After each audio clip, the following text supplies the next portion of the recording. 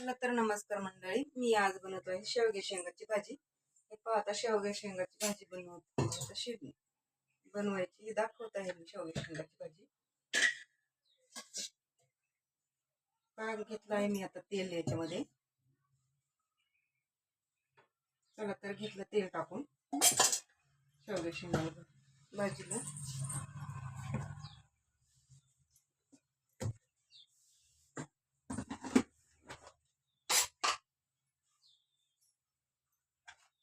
तर हे पहा, आता ते घेतले मी जिरे टाकून. पहा, घेतले जिऱ्याचा तडका देऊन.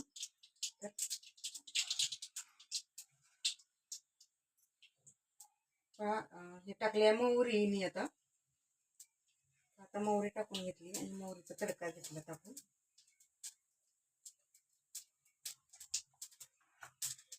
ते घेतला पान कढीपत्ता. पाहता दारामध्येच कढीपत्त्याचं झाड म्हणल्यावर कढीपत्त्याचं काही कमी आहे का आपल्याला. पहा, ताजा आणि खूप छान कढीपत्ता. किती सुंदर आहे कढीपत्ता बघा. एवढा सुंदर कढीपत्ता पहा मी. आता हे पहा, घेतला आहे कढीपत्ता टाकून तेलामध्ये.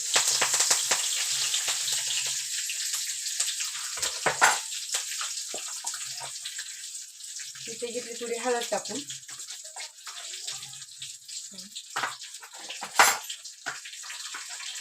तिथे थोडस लाल तिखट टाकले मी. एकदम तरी येण्यासाठी, थोडीशी तरी येण्यासाठी भाजीला. तर इथे घेतला आता मी मसाला टाकून.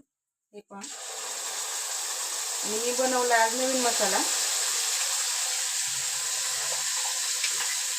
तर आपण इथे घेतला मी मसाला तळून.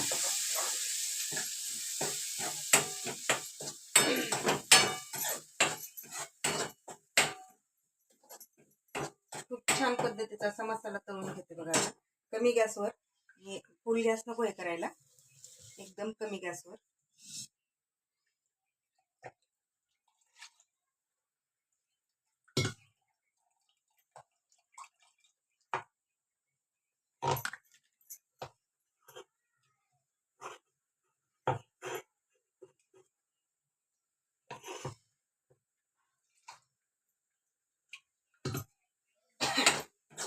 खूप असा छान असा मसाला तळून घेतला मी असा तेलामध्ये.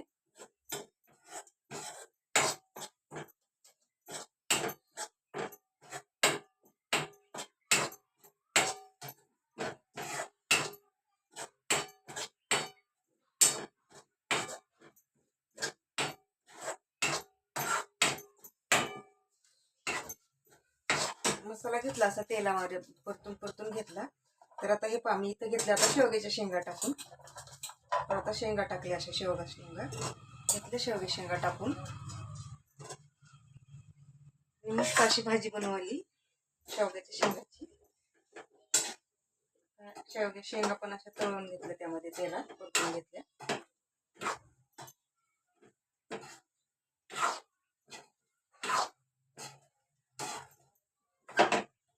पूर्ण मसाल्यामध्ये अशा तळून घेतल्या त्या शेंगा. पूर्ण मसाला लावून घेतला शेंगाला छान पद्धतीचा असा. तर वरून टाकलं नमक, चवीनुसार मीठ टाकलं.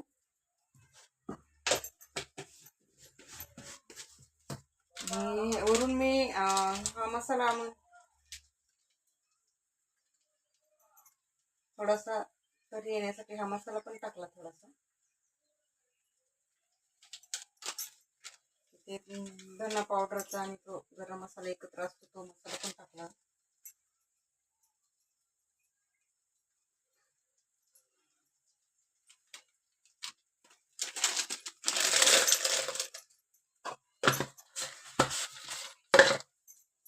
तर सर्व पद्धतीचे मसाले टाकले मी त्यामध्ये आता.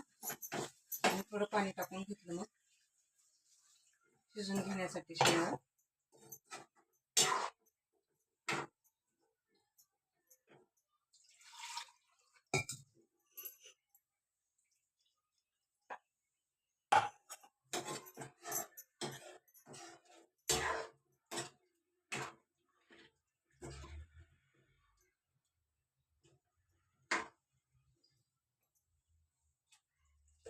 पाणी टाकून घेतलं परत.